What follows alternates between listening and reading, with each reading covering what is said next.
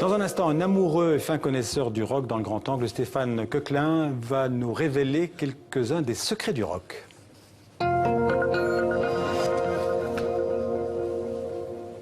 Bonjour Stéphane Coquelin. Bonjour.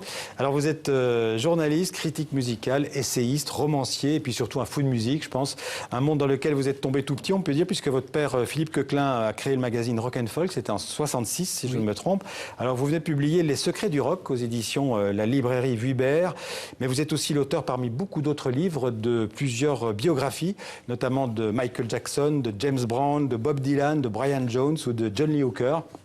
Et puis donc ces secrets du rock, c'est un livre de plus de 300 pages, plein de révélations, de rencontres avec une foule de musiciens, de chanteurs, de managers, disons entre 1950 à peu près et aujourd'hui. Donc on ne pourra évidemment pas parler de tous ceux qui se trouvent, qui sont dans ce livre, mais commençons peut-être par le commencement avec 3 questions en une.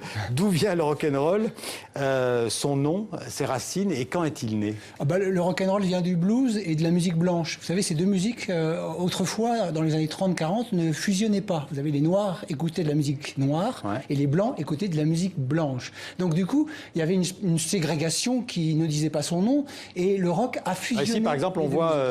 C'est Bill Haley, ça? Bill Haley, qui est l'un des pionniers du rock. Et donc, finalement, le rock, c'était Sam Phillips, qui était le dirigeant d'une petite maison de disques à Memphis, qui a dit « Trouvez-moi un chanteur blanc qui chante comme un noir, et ma fortune est faite. » Et ça a été Elvis Presley, un jeune camionneur qui est entré un jour avec sa guitare et qui a commencé à chanter dans son petit studio. Alors justement, ça va nous permettre de poser la question de la date, si on peut dire. Est-ce qu'il y a une date de création ou du rock? Et alors, vous en citez plusieurs dans votre livre.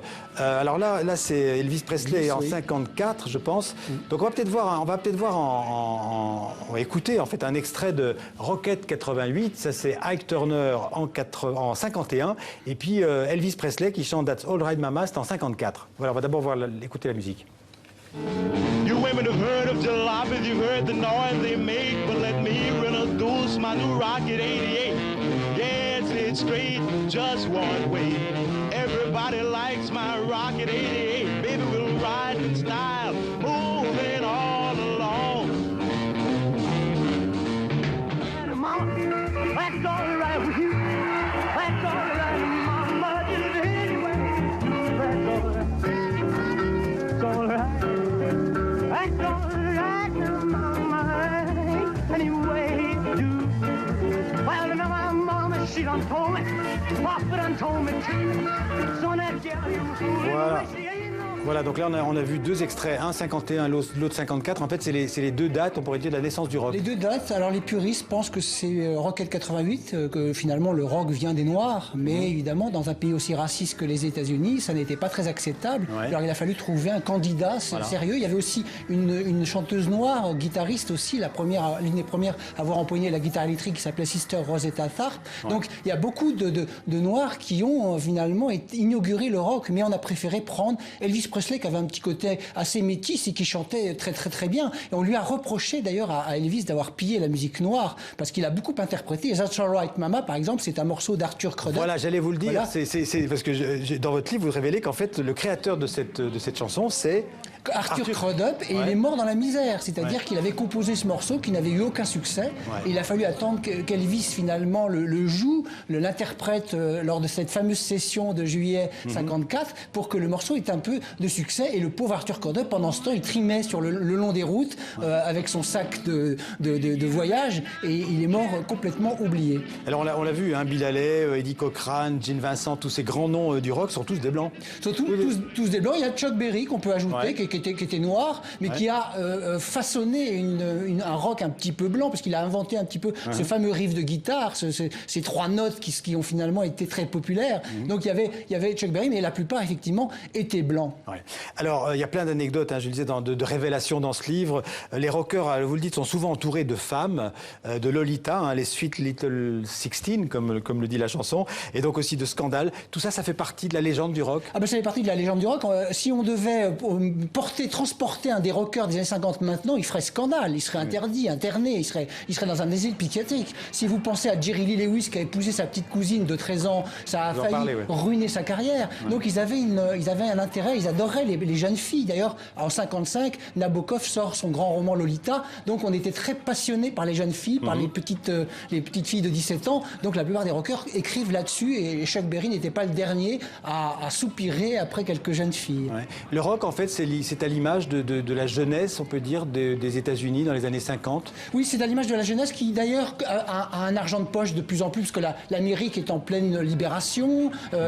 C'est un pays qui est en restructuration. Et donc, les jeunes ont de l'argent, ils achètent des transistors, ils achètent des machines pour écouter des disques, ils vont dans des clubs. Donc, évidemment, les maisons de disques s'adressent à eux parce que c'est un public qui a beaucoup d'argent et beaucoup de moyens. D'où vient ce nom rock'n'roll? Le rock'n'roll, ça veut dire, ça vient... En fait, c'était un terme maritime qui voulait dire naviguer. Hein. C'est un terme qui est d'ailleurs... La première fois qu'on l'entend, c'est en 1934 dans une comédie musicale complètement oubliée. Ouais. C'est les Boswell Sisters qui naviguent, qui rament sur une fausse barque et sur une fausse mer. Donc ça veut dire un petit peu naviguer. Et puis ça a pris une connotation assez sexuelle. Ouais. Et il a fallu vraiment attendre un DJ qui s'appelait Alan Freed pour que le terme devienne un terme musical, c'est-à-dire qu'il voulait dire un petit peu baiser, finalement, excusez-moi pour la vulgarité du terme, mais c'est ce que ça veut dire, c'est assez cru. Et donc il avait entendu... Donc il y a aussi une connotation érotique. C'est une connotation érotique parce qu'il avait entendu 60 Minute Man chanté par les Dominos, qui racontait quelqu'un qui roll them,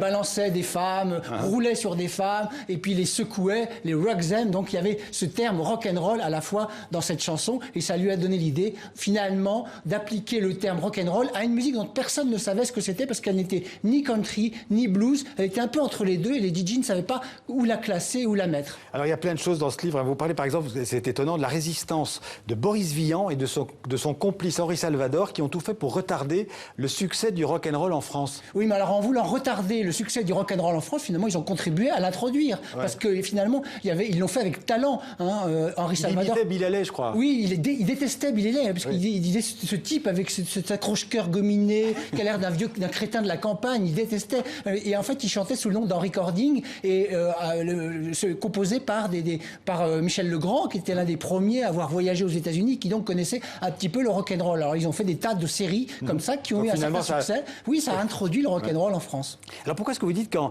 61-62, à Hambourg, là, on parle des Beatles, les Beatles ont failli ne pas devenir les Beatles? Parce que finalement, ils ont été refusés par une maison de disques, des cas, pour ne pas la nommer. Donc, la personne qui l'a refusé, Dick Crow, avait vraiment traîné sa croix jusqu'à la fin de ses jours, parce qu'ils ont raté leur audition. Oui, ils ont failli le regretter. Et puis, après, ils sont allés du côté de EMI, qui les a signés. Et donc, du coup, ils sont devenus les Beatles. Ils ont rencontré George Martin et ils sont devenus les Beatles. Mais à Hambourg, ils n'étaient qu'un groupe de scène qui jouait dans une salle, près d'un bordel, dans un endroit très insalubre de Hambourg. Donc, ils auraient très bien pu exploser en plein vol. Et alors, vous racontez aussi qu'ils avaient de très bonnes relations, en tout cas au début, avec les Rolling Stones. Ils se sont même échangés des chansons. Ils ont chanté les uns pour les autres. Oui, voilà, pour le premier tube des Beatles, I Wanna Be Your Man, c'est une chanson des Beatles. Donc, ils étaient très copains. Finalement, la légende selon laquelle les Stones et les Beatles étaient ennemis, c'est totalement erroné, parce qu'en fait, ils s'appelaient aussi, parce que quand l'un devait sortir un 45 tours et ne le sortait pas, ils prévenaient l'autre groupe en disant: tu peux sortir ton 45 tours parce que nous ne sortons pas le nôtre. Alors, donc vous voyez, c'était un arrangement entre les deux. Alors autre chose encore très drôle, Bob Dylan, alors peut-être que certains le savaient, mais en 66, il était amoureux de Françoise Hardy. Oui, d'ailleurs, lors de son fameux concert à l'Olympia en 65, il ne voulait pas remonter sur scène, parce qu'il voulait que Françoise Hardy, dont il savait qu'elle était dans le public, il voulait qu'elle vienne lui dire quelques mots dans sa loge. Et il a d'ailleurs écrit un très joli poème sur l'un de ses disques, un hommage à Françoise Hardy, dont il était amoureux. Mais Françoise Hardy a toujours dit qu'il ne s'était rien passé entre eux. Ouais. Alors, il y a des dates cruelles aussi dans ce livre, 59 avec la mort de Billie Holiday, de Sidney Bechet, de Buddy Holly, et puis 70 évidemment avec de Jimi Hendrix, Janis Joplin. Vous en parlez longuement dans votre livre. Quelques mois plus tard, la mort de Jim Morrison. Alors là, c'est intéressant parce que vous dites, vous allez nous dire la vérité sur la disparition de Jim Morrison. Alors comment est-ce qu'il est mort, Jim Morrison? Il est mort à Paris d'abord. Il est mort à Paris, oui. Il est mort. Il en avait marre des Doors, et donc il voulait devenir Rimbaud. Il voulait faire de la poésie.